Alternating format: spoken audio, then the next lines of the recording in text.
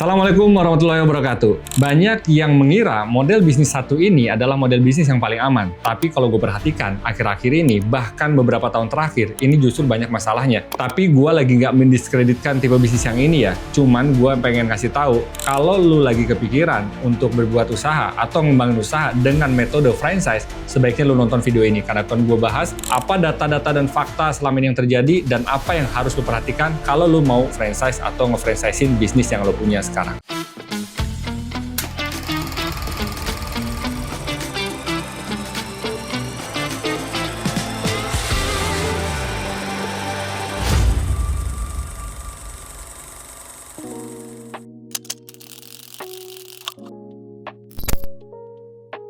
Kebanyakan orang pada saat kepikiran mau usaha, maka jalan pintas yang paling aman buat mereka itu adalah ngebeli brand yang udah jadi. Atau ibaratnya kita nge-franchise, atau kita kemitraan, atau beli waralaba. Dan ini benar-benar normal banget di Indonesia. Bahkan beberapa tahun terakhir, orang-orang sibuk untuk ikut atau memilih franchise mana yang paling menarik. Dan bisnis franchise ini sampai tahun kemarin itu juga masih menjadi pilihan. Buktinya, banyak banget bisnis yang dimodelkan dengan cara kemitraan itu berkembang pesat dari satu outlet hingga ratusan outlet. Tapi pertanyaannya adalah, apakah memang benar bisnis model franchise ini adalah yang paling aman? Karena kalau kita dengar, banyak yang mengatakan kalau bisnis model franchise itu yang paling aman. Katanya, brandingnya udah kuat, SOP-nya udah ada, produknya udah juga tervalidasi di masyarakat. Artinya udah ada pembelinya, udah ada customer-nya. Sistemnya juga udah disiapkan. Jadi siapapun yang mau mulai bisnis, nggak perlu pengalaman. Itulah yang dijanjikan oleh para pengusaha yang mengajak dengan model kemitraan untuk mengembangkan bisnisnya. Dan itu juga menjadi salah satu pilihan favorit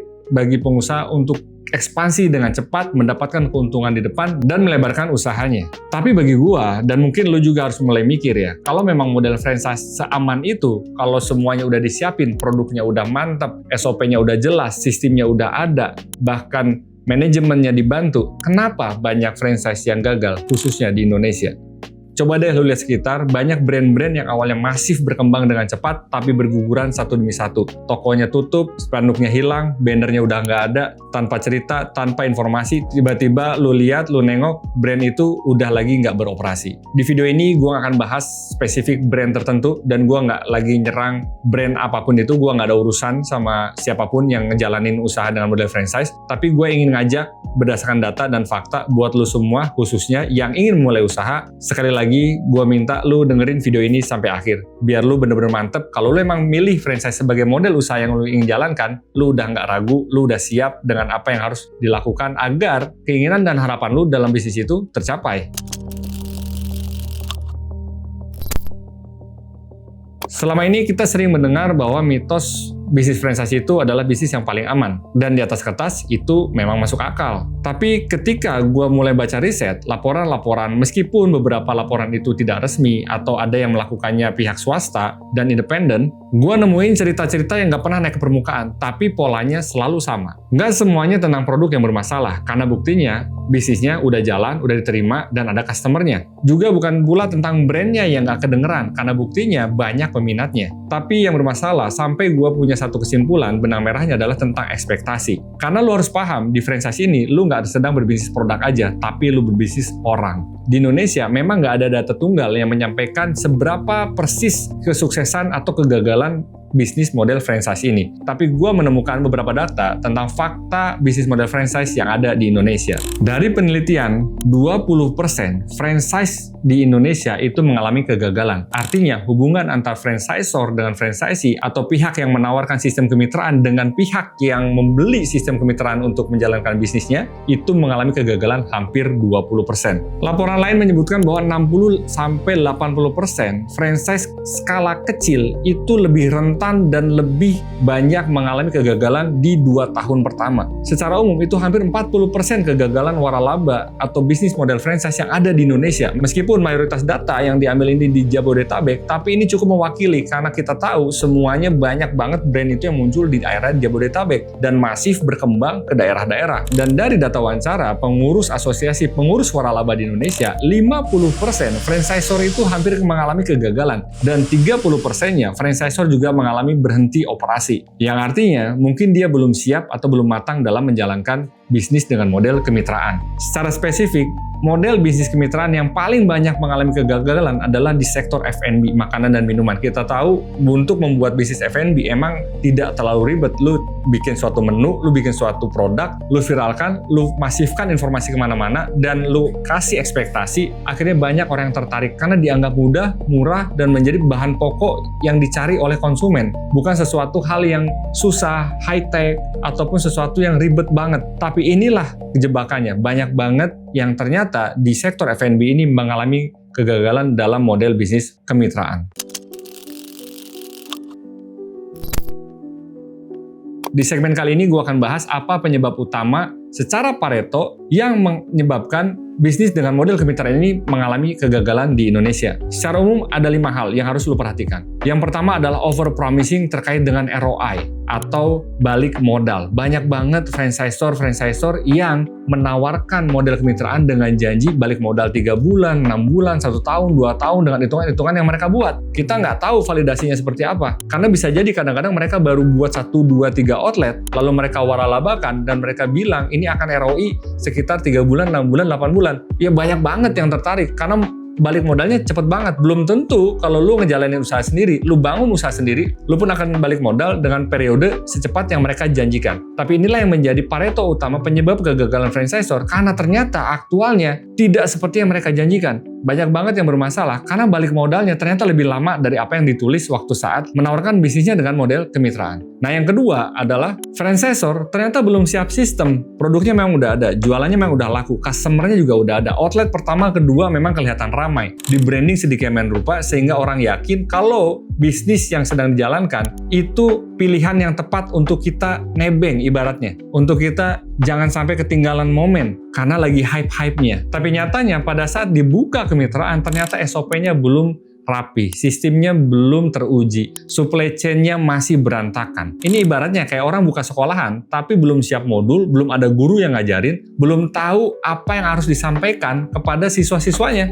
Dan pada saat mitranya kesulitan atau franchisee-nya, yang ada malah salah-salahan, yang ada malah gontok-gontokan, yang ada malah ribut. Karena ternyata sistemnya masih amburadul. Dan ini yang banyak ditemukan. Ibaratnya yang pernah gue temuin, pada saat stok barang A habis, ternyata si franchisor belum siap untuk mengirimkan. Sehingga terjadi gap antara apa yang diminta oleh mitranya dengan apa yang harusnya disuplai oleh si franchisornya. Masalah ketiga, ini adalah yang tidak banyak disadari oleh kita yang membeli franchise atau membeli kemitraan atau menjalankan bisnis dengan kemitraan. Apa itu? Kita salah peran. Kita pikir kalau kita udah beli franchise, kita beli lisensi, maka semuanya berjalan autopilot. Kita nggak perlu lagi ngurusin bisnis karena dijanjikan ini sudah berjalan, sudah ada sistem, sudah ada SOP, tinggal duduk manis, ongkang-ongkang, omset datang, keuntungan datang, tinggal nunggu ROI, habis itu cuan terus-menerus setiap bulan. Nah, inilah yang salah. Karena pada prinsipnya, pada saat lu beli franchise atau lisensi, lu juga harus tetap bertanggung jawab dengan bisnis di outlet yang lu punya. Karena sekali lagi, franchise itu bisnis orang, bukan bisnis uang.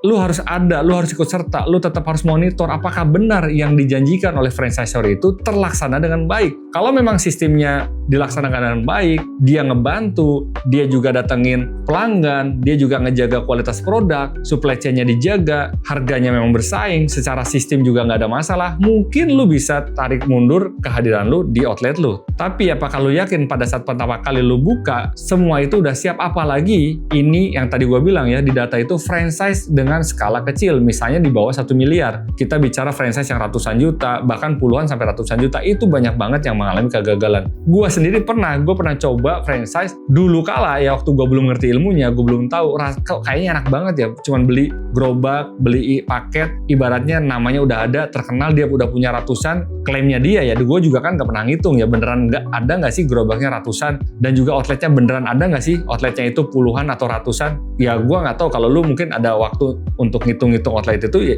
mungkin bisa validasi. Tapi sekali lagi, yang gue ingin tekankan di masalah ketiga adalah kita ngambil peran yang salah. Kita nganggap kita hanya investor aja, maka bisnis berjalan tanpa ada masalah. Masalah keempat, yang juga mematikan, tapi juga banyak nggak disadari, banyak di antara kita yang punya tempat atau milih tempat memaksakan buka outlet di lokasi yang kita pilih. Padahal belum tentu di lokasi itu menghadirkan traffic yang tepat untuk produk yang kita pasarkan. Tapi karena kita mungkin yang pertama itu tempatnya nganggur, nganggur udah lama.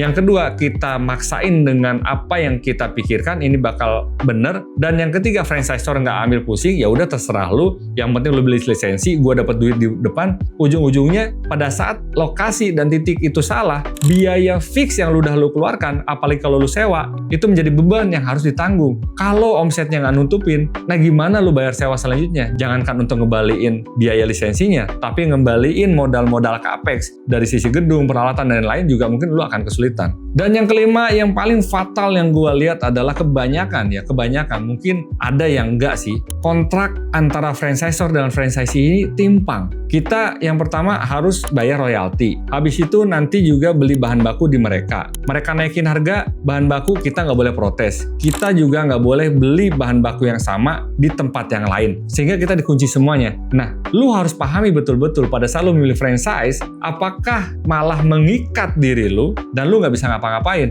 Jadi lu kayak buang-buang duit aja, karena habis itu semua tergantung dengan franchisornya. Kalau franchisornya naikin harga bahan baku, sedangkan harga jual nggak boleh dinaikin, lu pasti akan kesulitan, dan franchisor nggak akan ada masalah, karena dia udah ngambil keuntungan duluan dari lisensi fee, dari royalti, dan juga dari bahan baku yang mereka jual. Kalau kita rangkum, kegagalan franchise di Indonesia ini terdiri dari 5 hal yang gue sebutin tadi. Banyakan bukan dari produknya, bukan dari brandnya, tapi dari cara menjual, cara membeli, dan cara menjalankannya. Gue bicara tentang sistem, bicara bagaimana kesetaraan kerjasama antara franchisor dengan franchisee. Nah, inilah yang muncul seringkali ketimpangan-ketimpangan yang ada. Udah gitu, si franchisornya tiba-tiba nggak operasi, tutup, lu nggak dipeduliin lagi. Dia bilang, kita udah bubar, kita nggak lagi beroperasi, lu harus kelabakan. Sedangkan biaya sewa dan biaya-biaya lainnya itu jalan terus. Nah, sekarang lu kebingungan, karena selama ini lu ngandelin mereka untuk ngejalanin brandnya. Belum lagi kalau lu nggak boleh punya channel marketing sendiri. Karena beberapa franchise yang gua tahu itu harus terpusat semuanya. Marketingnya, informasinya, semua harus diatur oleh pusat. Jadi lu nggak punya akses, lu mau ngebesarin sendiri juga lu kebingungan. Pada saat si franchisornya tutup, nggak beroperasi lagi, atau ambruk, atau bangkrut, lu yang nggak punya pengalaman bisnis akan ikutan ambruk, dan uang yang lu investasikan udah pasti akan hilang.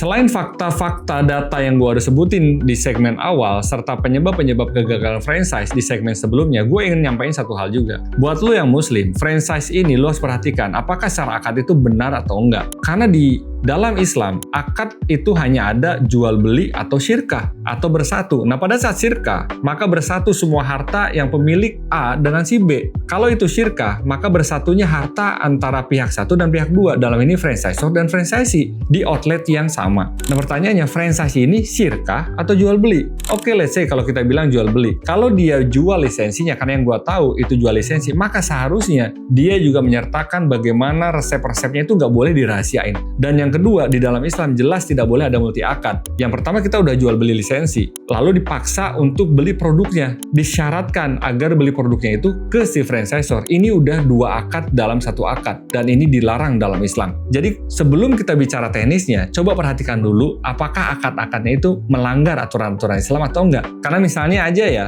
faktor-faktor penyebab kegagalan tadi lu bisa atasin semua. Sistemnya emang udah rapih, franchisornya memang tanggung jawab, produknya memang hype banget, omsetnya bagus, tapi ternyata ada 2 akad dalam 1 akad yang jelas-jelas dilarang oleh Islam. Apakah lu mau hidup lu nggak berkah? Gue Mr. Catur, hidup taat, hidup sehat, hidup manfaat.